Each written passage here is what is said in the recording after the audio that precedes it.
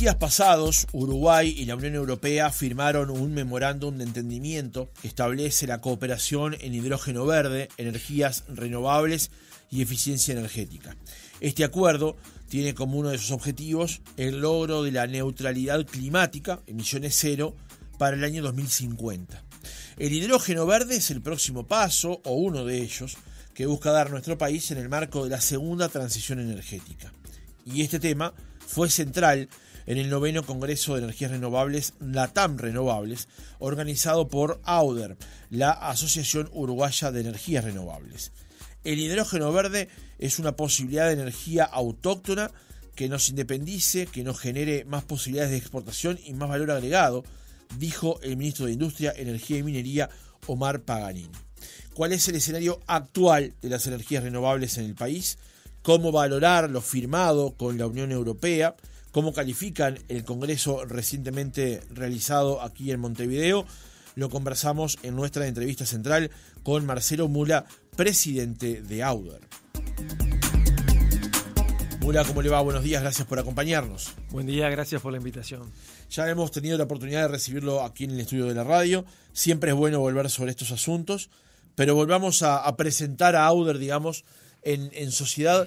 ¿Qué es la Asociación Uruguaya de Energías Renovables? Bueno, es una asociación que nuclea básicamente a las empresas que están en el sector, en toda la cadena de valor de las energías renovables, estudios jurídicos, estudios contables, empresas de ingeniería, empresas constructoras, proveedoras, que lo que hacemos es tratar de promocionar todo lo referente a estas tecnologías, y bueno, que ahora está muy en boga por lo que tú comentabas, ¿no? Que digamos que el combustible del futuro requiere mucho de estas energías renovables.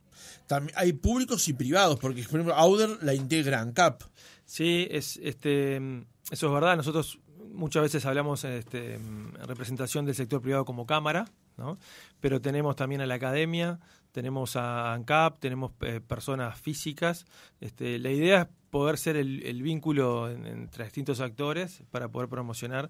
Así que sí, es variado los socios. Y comentabas también de que además de empresas como Mucho Green, por ejemplo, la que tú sos socio y director, también hay estudios jurídicos que hacen parte del trabajo que vuelcan a esas empresas o asociaciones y demás, ¿no? Claro, ustedes piensen que las energías renovables, y más ahora con la movilidad eléctrica, con el tema de almacenamiento de energía, con el tema de hidrógeno, está todo dentro de la asociación. Entonces son distintas, digamos, como una cadena de distintas etapas. Uh-huh. Entonces en este negocio participan, sí, empresas de todo tipo. Por ejemplo, también como la que tú mencionaste, empresas relacionadas a la microgeneración, a poner paneles solares en una casa. Uh-huh. Así que sí, es bien amplio el espectro que nosotros digamos, cubrimos de socios. No pretendemos usar este espacio que es más institucional, digamos, para plantear algo de tu empresa en particular, pero es interesante sí hablar sobre eso porque Mucho Green o empresas similares plantean la instalación de paneles fotovoltaicos desde el punto de vista industrial, más en dimensiones más grandes, hasta el hogar, digamos. Claro, para los oyentes tienen que empezar a pensar en ese tipo de soluciones. Cada casa puede empezar a generarse su propia energía, es a donde va el mundo, los costos siguen bajando. Entonces sí, nosotros por ejemplo en M2G, el Mucho Green, nos dedicamos a eso, a tratar de buscar que las empresas, las casas, los comercios puedan generarse su propia energía, siguen conectados a la red de UTE, pero bajan drásticamente el costo, ¿no?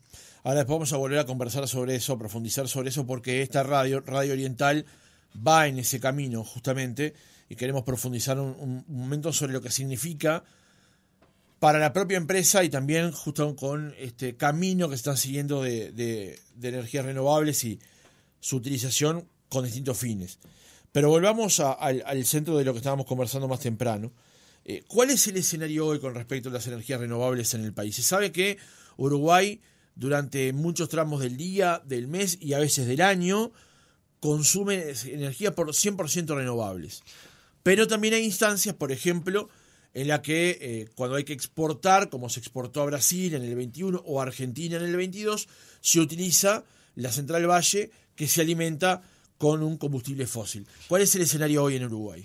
Bien, vamos a dividirlo en dos aspectos. Las energías renovables que nosotros venimos escuchando hace tiempo, que estaban asociados al sector eléctrico. Uruguay en el 2008, si hubiera pasado la sequía que tuvimos este año en el 2008, seguramente hubiera habido apagones, como había en ese momento. No lo hemos sufrido justamente porque hemos podido reconvertir la matriz eléctrica uruguaya en base a energías renovables. Ustedes ven los molinos, ven los parques solares en las rutas. Bueno, eso lo que nos dio a nosotros fue autonomía energética, junto con las empresas hidráulicas y alguna central de respaldo, como tú bien decís, Central Punta de Tigre, ciclo combinado, hacen que nuestra matriz para generar energía eléctrica sea renovable. Eso se terminó en el 2017, ¿ah? Ese cambio.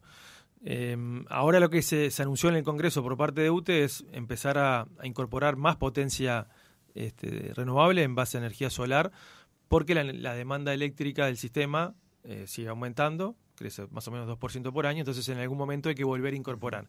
Pero eso es la parte eléctrica. Yo creo que lo importante de entender es que ahora las energías renovables, que siguen generando electricidad, digamos, energía eléctrica, ahora pasan a tener un segundo cometido, que es sustituir, es el primer eslabón de una cadena que termina en un proceso que sustituye el gas y el petróleo.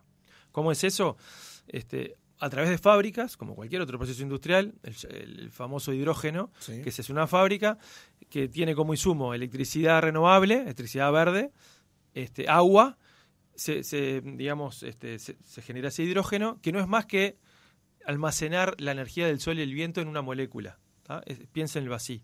Nosotros tenemos la forma de la energía del sol y el viento, la almacenamos en esa molécula. Y esa molécula de hidrógeno después se vuelve a mezclar con otras, con el CO2, por ejemplo, de los procesos industriales, o con el nitrógeno del aire, y salen nuevos combustibles. Esos combustibles son los que el mundo hoy empieza a demandar. No es Uruguay, sino es el mundo. ¿Por qué? Por lo que tú decías al principio, entramos en una etapa de cambio climático, ahora con las temperaturas extremas. Lo venimos hablando ya de hace 20 años este tema. Nada más que ahora ha llegado un momento que el mundo firmó acuerdos y dijo, bueno, ya no va más, tenemos que cambiar esto. O sea, aquel mañana del que hablábamos en el pasado es hoy. Llegó. Ya estamos en el 2023, si ustedes no se acuerdan, era 2030, claro, se adelantó un poco. Entonces, ¿qué es lo que ha acontecido? Bueno, en Europa, y sobre todo con el tema de la guerra, hubieron crisis energéticas que aceleraron los procesos. Entonces ahora hay que buscar nuevos combustibles, y los nuevos combustibles que están necesitándose suministrar son estos combustibles sintéticos amigables con el medio ambiente.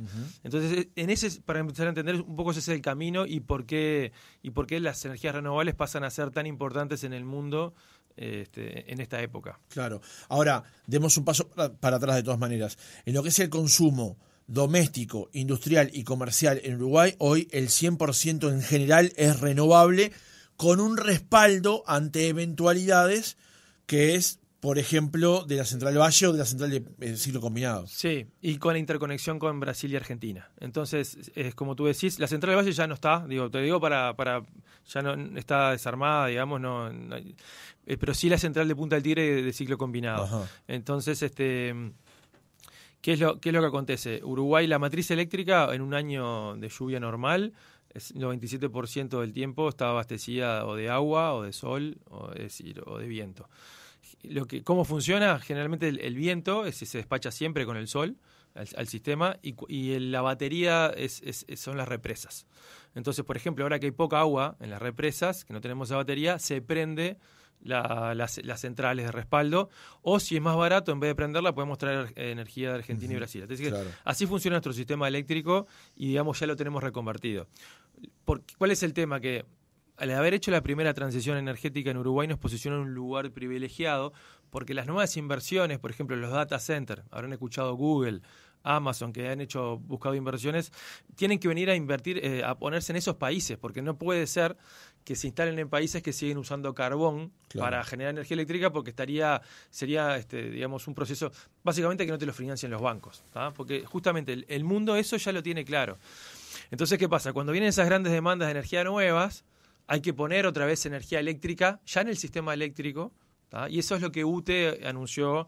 Bueno, vamos a empezar a instalar 100 megavatios de energía solar fotovoltaica en UTE para poder abastecer esa nueva demanda. Ajá. Así que eso que planteaba UTE tenía que ver con todos los años la demanda va subiendo y hay que acompasar la oferta con la demanda, digamos.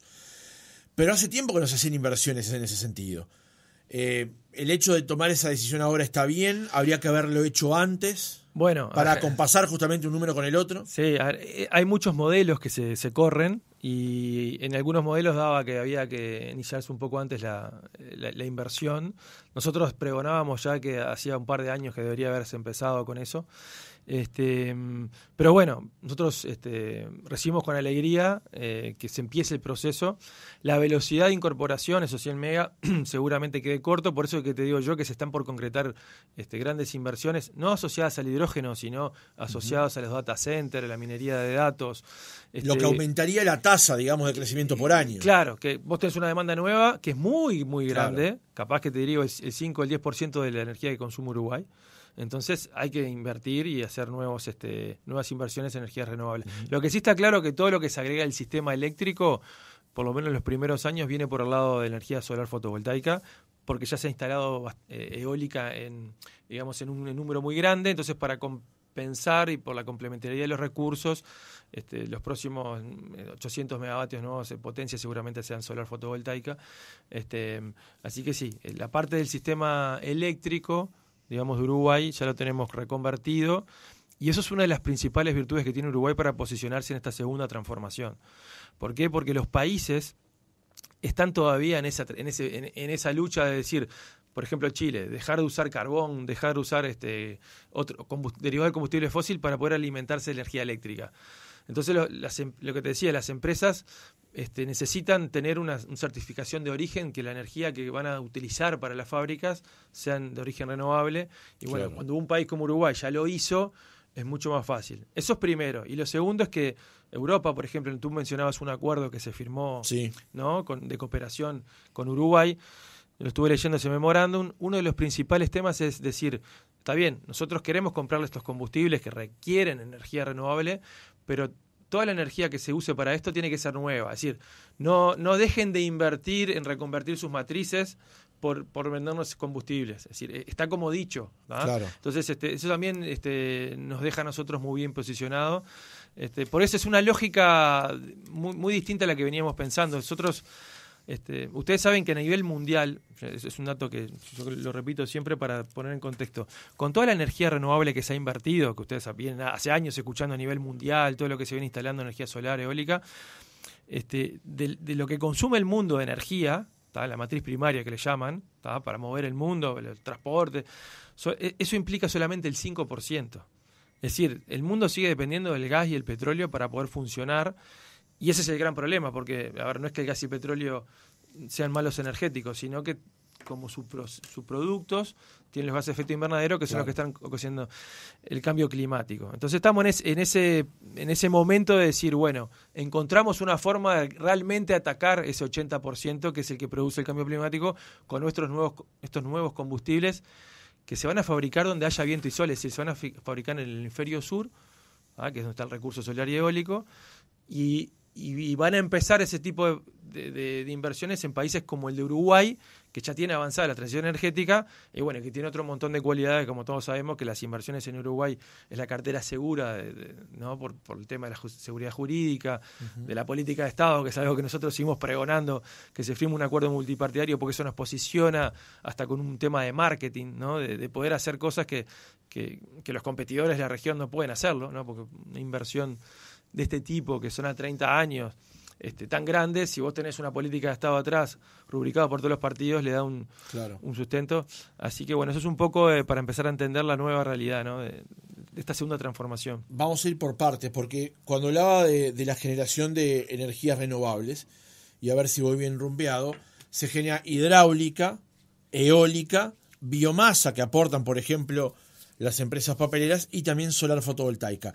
Ahora, solar fotovoltaica es, tal vez desde la ignorancia lo planteo, el número que se ha desarrollado menos en Uruguay. De hecho, hubo dos iniciativas del gobierno, una del gobierno anterior y otra al principio de este gobierno, para espolear la instalación de granjas productoras de energía solar fotovoltaica. ¿Por qué se ha desarrollado menos y qué implica para el sector esta decisión que comunicó UTE justamente en el Congreso de LATAM Renovables? Bien, el por qué se instaló primero eólica es porque el costo para producir energía allá por el 2010, cuando se empezó con esto, con energía de eólica era sensiblemente menor el kilovatio hora que se llegaba, o el megavatio hora, que con la fotovoltaica. En aquel entonces estaban, no sé, por decir algo, $60, $70 el megavatio hora, y la solar estaba en el 100.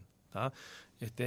Y a su vez, el recurso eólico en Uruguay tiene un factor de capacidad, un factor de utilización muy bueno. ¿tá? Entonces, se arrancó por la eólica. ¿Qué ha pasado? Los costos de la energía solar fotovoltaica han seguido bajando, tanto es así que en el mundo la energía eléctrica, la potencia eléctrica en realidad que más se instala es la solar fotovoltaica, ya superó a la eólica. Entonces, como que le llegó la hora a esa tecnología por tema de costo y porque en Uruguay tenemos buena disponibilidad de recursos también. Entonces, para que funcionen bien los sistemas tienen que haber complementariedad. Por ejemplo, si hay lo que se llama una seca de viento. Ahora, por ejemplo, el viernes había poco viento, ¿tá? Y bueno, ahí se tuvo que prender turbinar agua en las represas.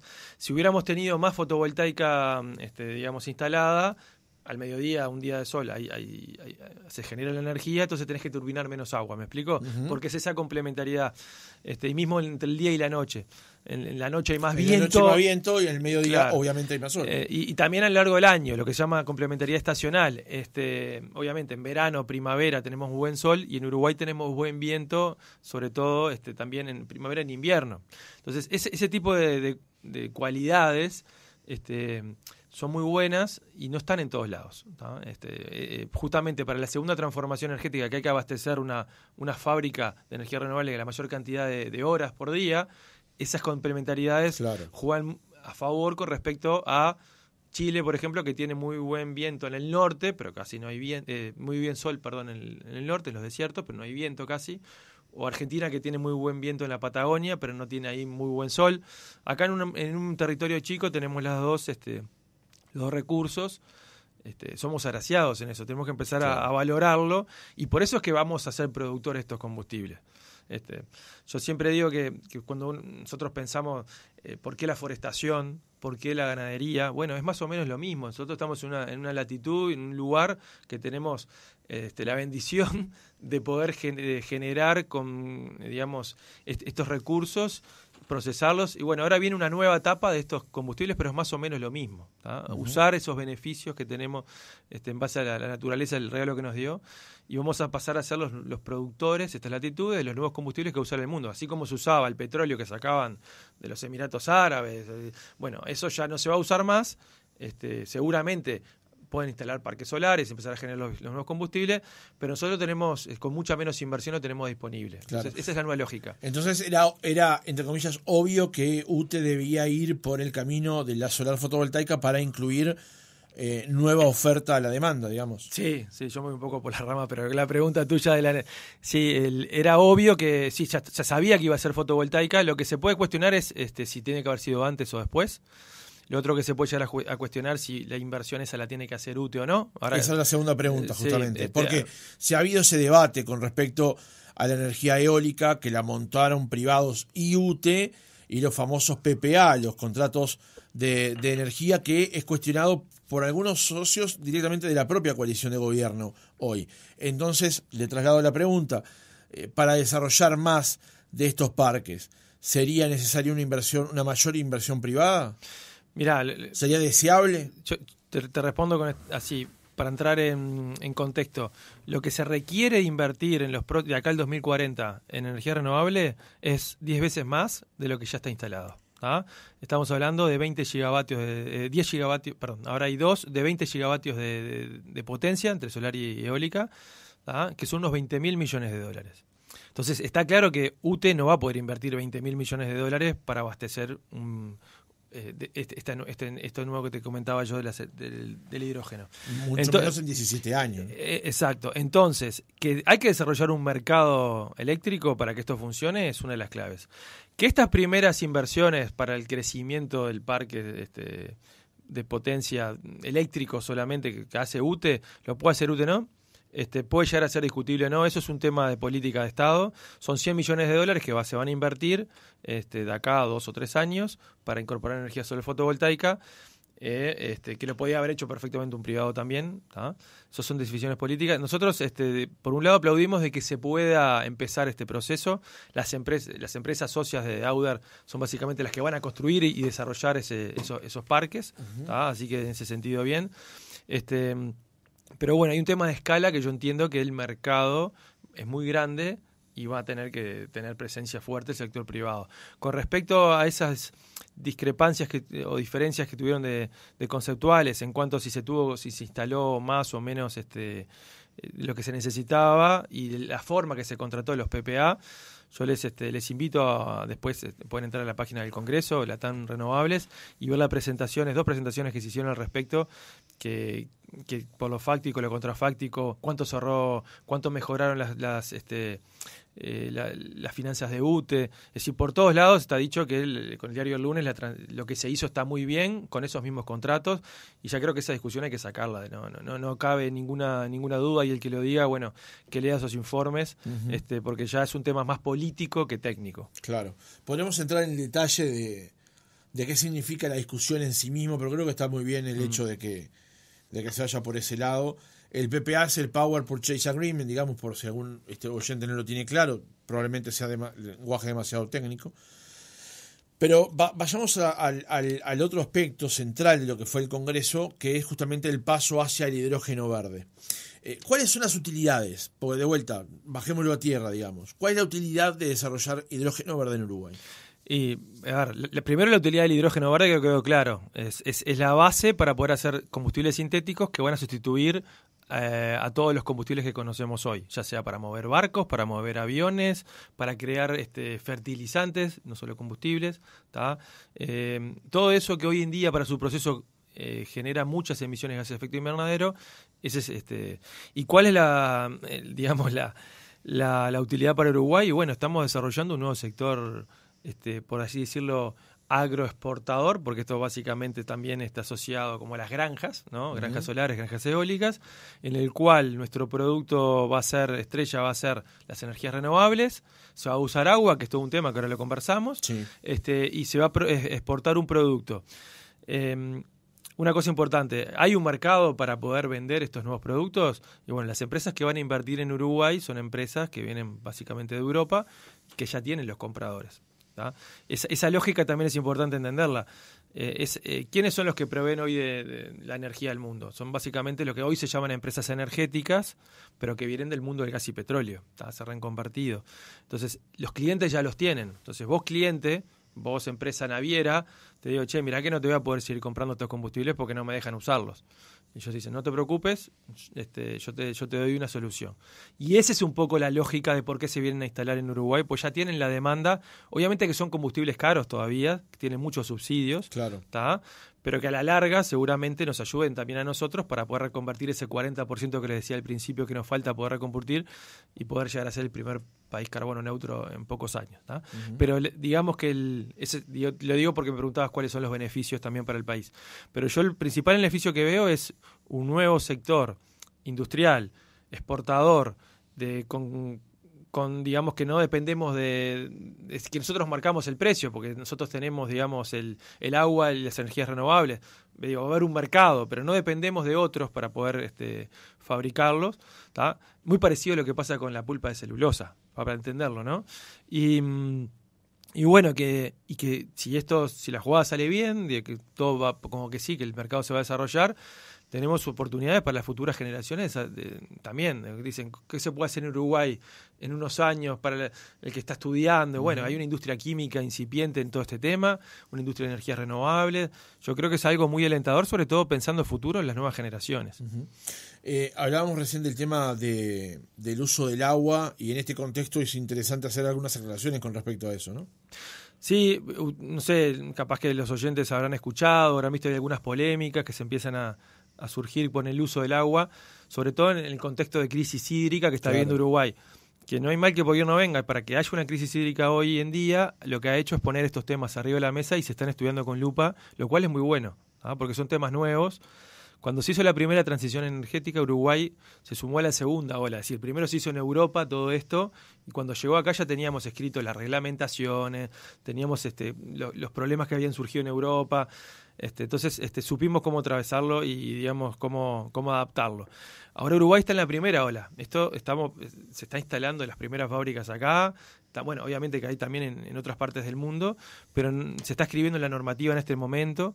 Entonces, bueno, el tema del uso del agua tampoco hay mucho antecedente, pero bueno, lo que quiero transmitir, por lo menos de lo que salió en el Congreso hubo una mesa sobre uso sustentable del agua en procesos industriales, que había, digamos, un experto de la academia, del Instituto de Mecánica de los Fluidos de la Universidad de la República, hablando sobre el recurso.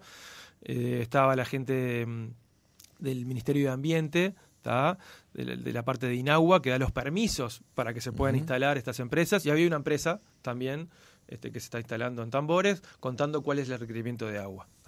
Entonces, de esa mesa, yo lo que te puedo decir, vale la pena después también que lo vean y saquen esas conclusiones, es que las cosas están haciendo con una seriedad importante, es decir, que se están estudiando las necesidades, los recursos y los permisos que se dan, si se dan, tienen en cuenta un montón de consideraciones que nosotros no lo tenemos claro. Y después el tema de empezar a mezclar que la competencia del agua de uso industrial con el uso, digamos, para beber en Montevideo, como que son cosas bien distintas por lo que nos contaron, ¿no? Por ejemplo, el proyecto más grande que se anunció, que es el de HIF, que es en Paysandú, para hidrógeno, toma agua del río Uruguay, que es agua que circula y es ínfima. La hoja de ruta de hidrógeno que yo te decía de acá al 2040, toda el agua que se requiere para generar el hidrógeno, a través del proceso de electrólisis, implicaría el 0,8% del agua que está permitido usar para riego en Uruguay. Es decir, la habilitación de agua para riego, el 0,8%, bueno, es un uso distinto de riego, pero el uso industrial, bueno, de toda el agua habilitada para industria hoy, ya sea perforaciones, lo nuevo que se estaría agregando es el 4%. Es decir, ya en Uruguay hay un uso muy intensivo del agua, en los frigoríficos, mismo en las refinerías. Entonces, yo diría, bajemos la pelota, esto es una gran oportunidad para Uruguay, no hay que hacer, hay que asesorarse, hay que ver, hay que estudiar el tema, pero en realidad los números aparentemente no son un problema, Claro. Por lo menos en volumen. Y después lo otro, la seriedad con que están estudiando los temas. Entonces, yo transmitiría tranquilidad. Se están haciendo convenios para avanzar con la Universidad de la República en algunos estudios más puntuales, sobre todo del acuífero guaraní. Lo de Enertrack, tambores que dicen en agua del acuífero guaraní, no se llega al acuífero guaraní, están en las capas superiores, y por lo que dicen, lo que están viendo es, bueno, si eso tiene alguna implicancia, no sé, para algún otro uso que se pueda dar de sacar el agua de los mismos subestratos. Pero bueno, aparentemente yo ya les digo, el uso es como cualquier otro uso de agua en industria, y lo que sí se necesita agua para poder hacer el proceso de electrólisis es agarrar la molécula de hidrógeno. Entonces, es parte del proceso. Mula, cuando se hizo la primera transformación en Uruguay, cuando se alteró la matriz energética, fue luego de unos acuerdos multipartidarios. Ahora, para este nuevo paso, ¿se requerirían los mismos acuerdos? Sí, eso es clave. O sea, el compromiso de todos los partidos políticos de, más allá de pequeños cambios, que la línea sea una determinada. Claro, decir, bueno, de acá al 2050, Uruguay va a ir por este camino en cuanto a hidrógeno, por ejemplo. En el 2008 se empezó a hablar, y en el 2010 se concretó un acuerdo multipartidario que decía una hoja de ruta, lo mismo, hasta el 2030 en la transformación de la matriz eléctrica nuestra. También de la incorporación de vehículos eléctricos, fue más que la matriz eléctrica, fue de la primera transformación energética. Era como una hoja de ruta energética del país. Y que pasa que en algunas cosas, perdón, lo interrumpa, pues está buena la aclaración, pero en algunas cosas fuimos muy rápido, y en otras, desde fuera por lo pronto, veo que fuimos demasiado lento. Por ejemplo, en el cambio de las unidades de transporte. Sí, ahí lo que, si tú ves esa hoja, es decir, ese acuerdo multipartidario y esa política que se definió, lo mirabas del lado de la oferta y del lado de la demanda, ¿no? Entonces, lo que tracciona muchas veces los cambios es la demanda, por más que se den subsidio. Entonces, vos demandás vehículos eléctricos, siempre y cuando tengas una oferta accesible. Entonces, no es que se haya ido muy lento, porque en el mundo, es decir, nosotros, comparado con el mundo, a no ser países que subsidiaron mucho, como Noruega, estamos muy bien. Es decir, al nivel de Latinoamérica se empezó a reconvertir flota de vehículos de taxis, se empezó a reconvertir los ómnibus.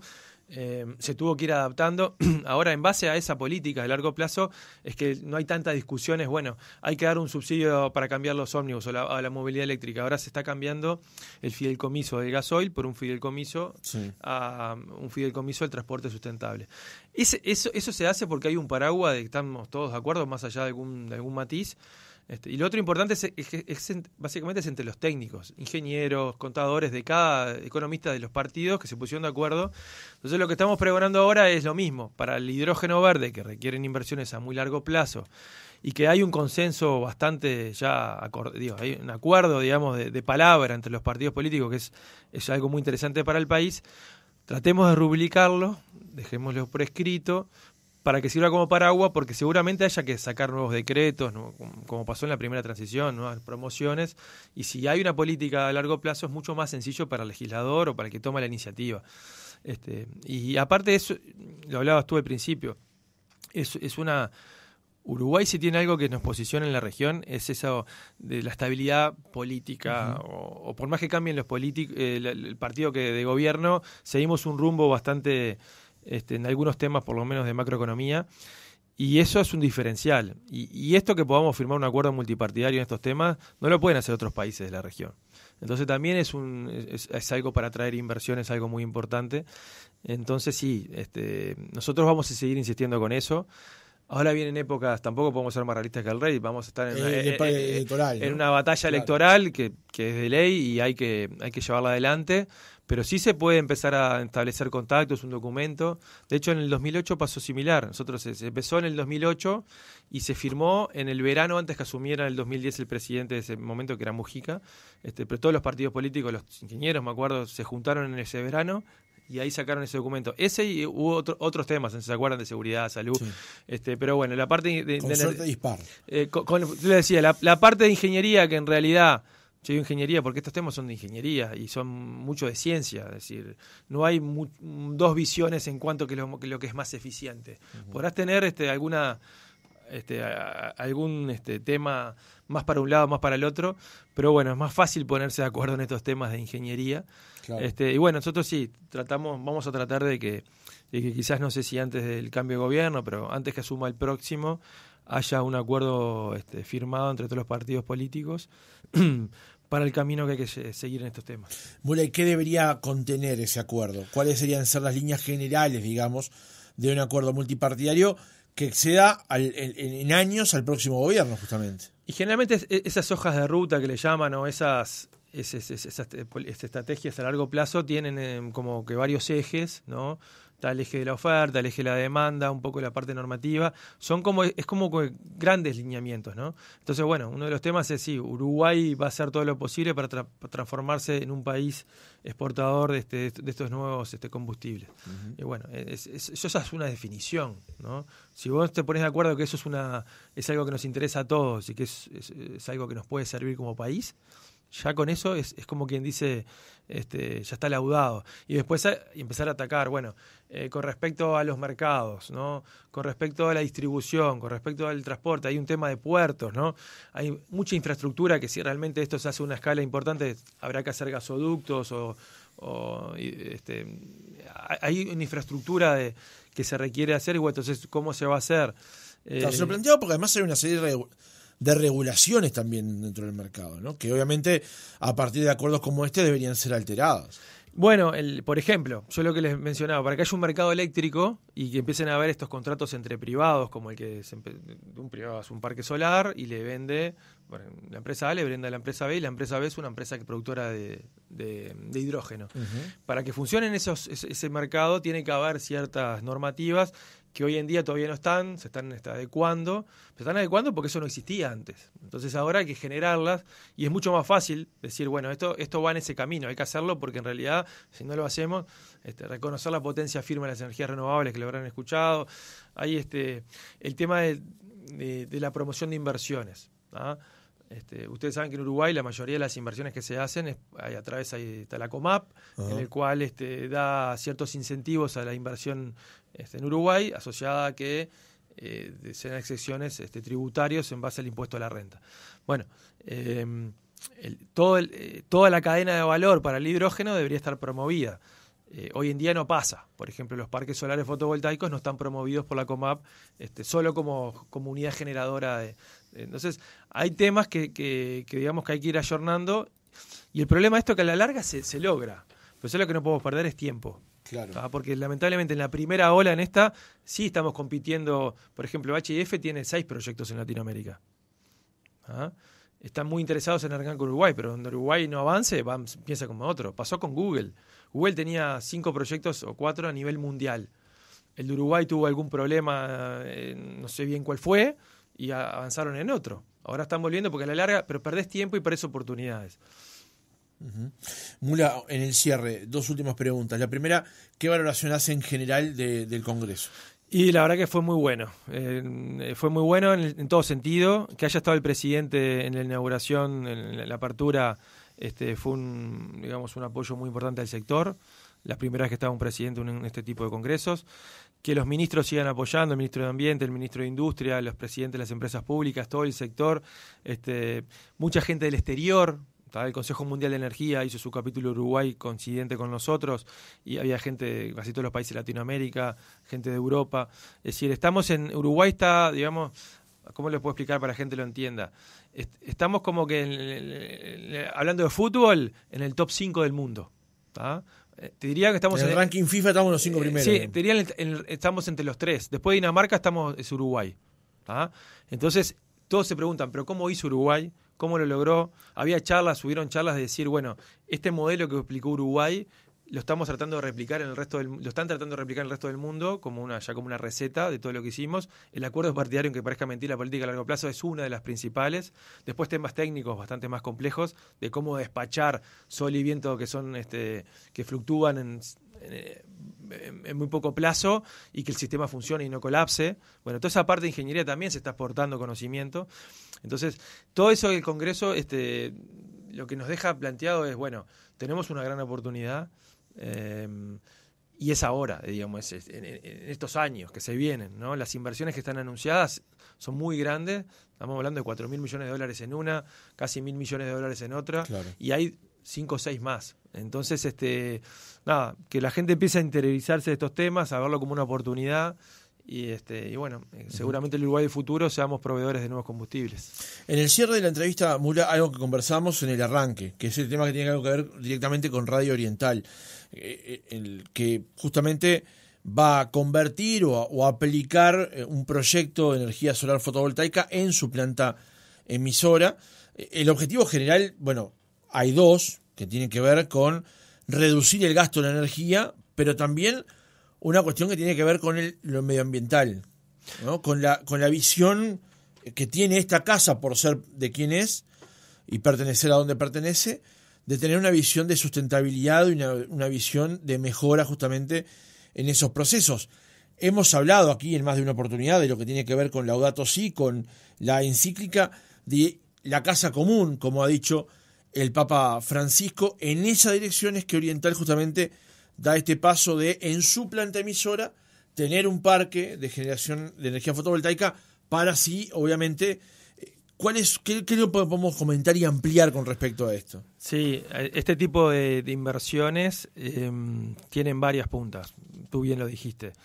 Una, primero que nada, es que la legislación uruguaya te habilita a vos generar tu propia energía, y cuando tenés excedentes lo intercambiás con la red, ¿no? Lo que se llama microgeneración. Entonces, grandes consumidores, porque una planta emisora, sobre todo es particular porque tiene digamos, un consumo parejo, quizás no muy alto, pero parejo, gasta mucha energía, es un costo muy importante para lo que es, pensémoslo desde el punto de vista económico. Entonces, estas inversiones que se repagan en pocos años, 5 o 6 años, y que duran 30, desde el punto de vista del negocio ya es muy bueno. Pero después hay un tema hasta de subsistencia de los negocios. Hoy en día en el mundo, las empresas que no demuestren que están cumpliendo con este cometido mundial, que por otro lado tú bien lo decís, hoy en día ya se ve casi como algo global todo el tema ambiental. Por ejemplo, no sé, se me ocurre, un auspiciante no va a poder poner pauta en una empresa que no tenga un compromiso por en este sentido. Nosotros nos pasa con algún cliente, ¿tá? Que para poder seguir metiendo su producto en Europa, tiene que demostrar en hechos concretos de que está haciendo acciones también con la huella de carbono, de ser carbono neutro. Claro. Entonces hasta hay un sentido de subsistencia, ¿tá? Para los empresarios. Entonces yo aplaudo por dos lados esto. Por un lado porque están generando conciencia, ¿no? Porque también esto hay que dar el ejemplo muchas veces y el proyecto es muy interesante en ese sentido. Son un medio de comunicación. Desde el punto de vista empresarial, comercial, yo creo que es una organización muy rentable. Y por otro, hasta por eso, por un tema de pensar a futuro, ¿no? Que esto es algo que vino para quedarse y bueno, la verdad que es muy interesante el proyecto que van a ejecutar. Marcelo Mula, presidente de AUDER, la Asociación Uruguaya de Energías Renovables, gracias por haber estado otra mañana con nosotros. Gracias por la invitación y por el tiempo para poder un poco poner sobre la mesa estos temas y llegarle, digamos, a la audiencia.